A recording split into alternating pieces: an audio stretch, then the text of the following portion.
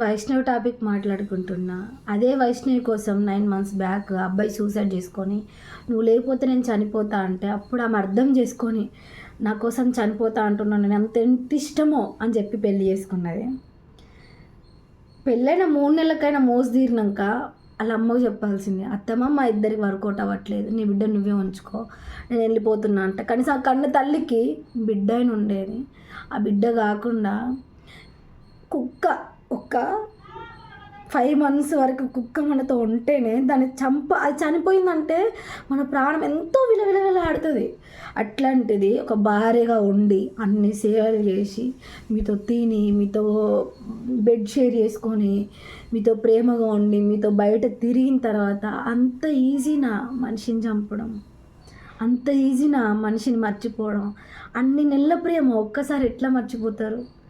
అమ్మాయికి బ్యాడ్ అయినా గుడ్ అయినా కూడా ఆ ప్రేమ అనేది అట్లనే ఉంటుంది. కానీ ఇంత దారుణంగా చంపాలా? 5 months ప్రెగ్నెంట్ ఆమె ఎంత తల్లాడిందో ఆ బాధకి. వాళ్ళ అమ్మ ఏడుస్తూ ఉంటే లిటరలీ చాలా బాధ అనిపిస్తుంది. అంటే ఇంకా నమ్మిన వాళ్ళు ఎవరైనా ఇంటికి రావాల్సిందే. కానీ కర్మ అనేది ఒకటి ఉంటుంది, అది 7 సముద్రాలు దాటినా కూడా అస్సలు వదిలేదు. ప్రజెంటు కన్నతల్లులు ఏడవచ్చు, మోసపోయిన వాళ్ళు ఏడవచ్చు, కానీ ఆ ఒక్కరోజు గట్టిగా వస్తుంది చూడు, నువ్వు దాని నుంచి తప్పించుకో, నీకు నేను సెల్యూట్ కొడతా. ఎవరికైనా కూడా మోసం చేసే వాళ్ళకి.